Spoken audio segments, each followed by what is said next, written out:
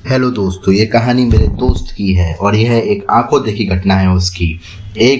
उसने बताया, एक बार गर्मी की छुट्टियों में मैं और मेरी बहन मामा के घर घूमने गए थे। मामा के घर में नानी मुझे बहुत प्यार करती थी और मेरी बहनों को यह पसंद नहीं आता था, क्योंकि वे थोड़ी शरारत वाली और थोड़ी मस्ती भी करती थीं। एक दिन मेरी माँ की तबीयत अचानक खराब हो गई। तब मेरे मामा मुझे मेरे घर ले आए और वो भी मेरे घर पर रुक गए। जब मेरी माँ की तबीयत सही हो गई, तब मामा जी बोले कि मैं अपने घर जा रहा हूँ। मैं मामा से कुछ बोल पाता, इसके पहले ही माँ ने मामा को बोला, हाँ भैया, अब मैं ठीक हूँ, आप घर चले जाइए। मेरे घर पर मैं और मेरी माँ ही बचे। 2-4 दिन बीत गए।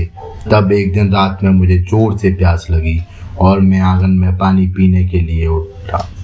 तभी मेरी नज़र ऊपर गई और मैंने देखा कि धुएं जैसा कुछ उठ रहा है।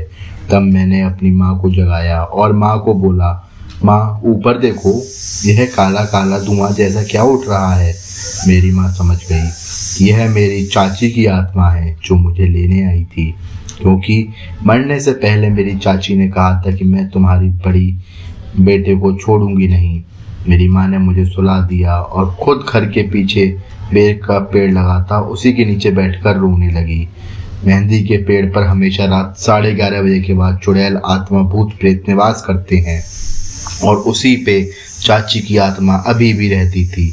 तभी मैंने देखा कि माँ के आसपास बहुत सारी औरतें इकट्ठी हुई। मेरे दिमाग में कुछ नहीं सूझ रहा था।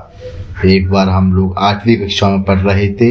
तब गुरुजी ने बताया था कि कभी भी भूत प्रेत या आत्मा दिखाई दे तो गायत्री माँ का जप जाप करो, बजरंगबली का नाम लो, तो आत्मा वहाँ से डर के भाग जाएगी। उस वक्त यह बात मुझे याद आ गई और मैंने वैसा ही किया जैसा गुरुजी ने बताया था, और आज मैं और मेरी माँ सही सलामत हैं। लेकिन जब से मेरी माँ के साथ ऐसा हादसा हुआ है, तब से उनको थोड़ी सी भूलने की बीमारी और थोड़ी सी डरने की बीमारी हो गई है और वो एक कमरे में बंद रहने लगी हैं, क्योंकि बाहर भी अभी भी चाची की आत्मा दिखाई देते हैं। लोग बोलते हैं कि यह असत्य है, लेकिन जिस पर बीतती है वही जानता है।